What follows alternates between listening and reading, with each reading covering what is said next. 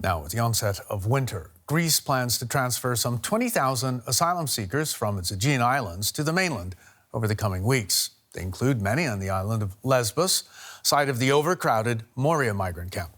DW's Amiri and Max Sander have this report from the island that's become home for thousands of refugees desperate to leave. Friends bid farewell as the buses wait.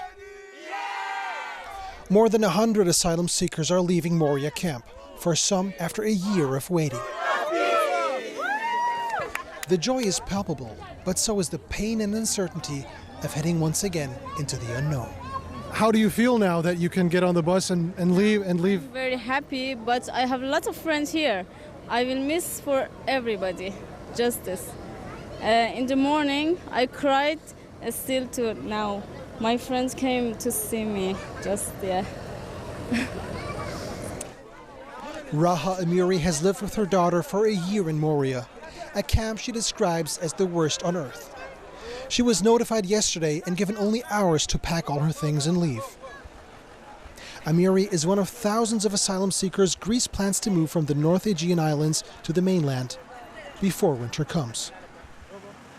Dimitris Kursubas, deputy governor of the North Aegean islands, says this rush to transfer asylum seekers is not a permanent solution. But he says it will let the islands breathe again. Our basic goal is for the islands to be decongested, for there to be a better distribution of people all over Greece. It's insupportable that we have a ratio of 1 migrant to 5 locals here. In the rest of Greece, it's much lower. The refugee reception center on Lesbos is not just overcrowded.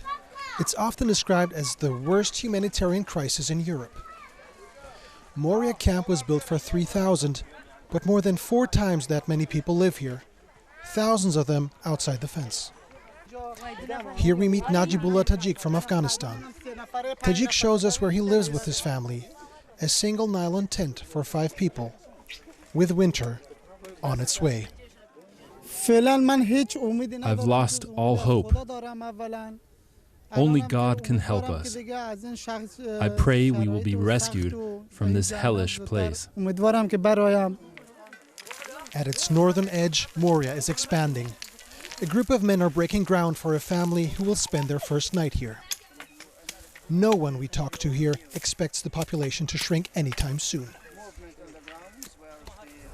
In the middle of the night, yet another arrival. A Frontex boat carrying migrants rescued off the coast of Lesbos. This time, 33 of them, including women and children. Everyone gets a bottle of water, a snack, and a blanket. They are relieved as they are registered on European soil. But few know about Moria, their next home. This is a pile of discarded life jackets that were worn by those who made the dangerous crossing to Lesbos. But the risks and the conditions at Moria camp won't keep more people from coming. For the past 3 months, numbers of arrivals have far outpaced the numbers of departures. But if the government's transfer program succeeds, the island of Lesbos, once again, could become what it used to be, a brief stopover on the way to Europe. Raha Amiri is on the last bus to arrive at the landing. She collects her bags as the ferry to Athens loads its cargo. I'm worried about the stuff because I have lots of stuff here, but I'm alone with my daughter. It's difficult. I hope, but I can. I'm strong, yeah. As she hauls her bags onto the ship, she doesn't know where she will live next, but she is certain that she will never go back to Moria. So where are the migrants being taken? DW reporter Amiri has just returned from Lesbos, joins us now in the studio. Great report. Thanks so very much for that, Amiri. Where is Raha right now? She's definitely not where she thought she was going, because a lot of people getting on that ship thought it was going to Athens. The ship did indeed go to Athens, but once they get there, it's the Greek government's policy to distribute the people who get there around Greece, because they don't want one place in Greece to have more than another.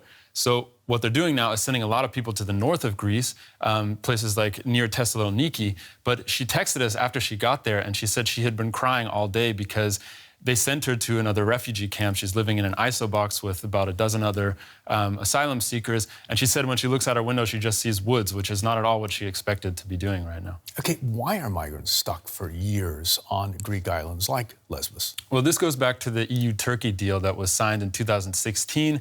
It went into effect, and what it essentially did is it gave Turkey money in order to... So Turkey started accepting all the failed asylum seekers that ended up in Greece. But the stipulation there is that they only accept people who are registered on the islands in Greece. So basically what that has done is it turned the islands into reception centers where people have to wait for their application to be processed before they know if they're going to the Greek mainland or if they're going to be sent back to Turkey. And it's really been backed up there because it takes sometimes now, because of the backup, over a year to process somebody's asylum. Okay, what happens when the asylum applications are rejected?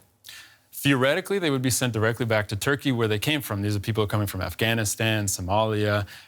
They would go back to Turkey, where they had passed through to get to Greece. But that's only theoretically, because since the deal was signed in 2016, only a little over 1,000 people have been deported. The new Greek government, which is right-wing, they've promised to deport many, many more, but we still have to see if that's going to happen. So essentially, the Greek government's policy right now to deal with the crisis situation at Lesbos is to send them to the mainland. Okay, now the new Greek government has come out today and said the situation just cannot continue the way it is. It's calling on more solidarity. We've heard it before, haven't we, from other EU member states. Is there any solidarity right now for Greece? Like you said, we've heard this before. It's been a long time coming, and I think what's happening is Greece is the one dealing with it. The EU is giving them money, of course. There's going to be some negotiations with Turkey right now to see if they can step up blocking people from getting to the Greek islands. But I don't think Greece is counting on the EU to give them enough solidarity to solve the crisis on the Greek islands. Okay, and you're going to continue following Raha's story. That's right, we're still in touch with her. You're still in touch with her. Okay, Amin, thanks so very much for coming in. Thanks, Brian.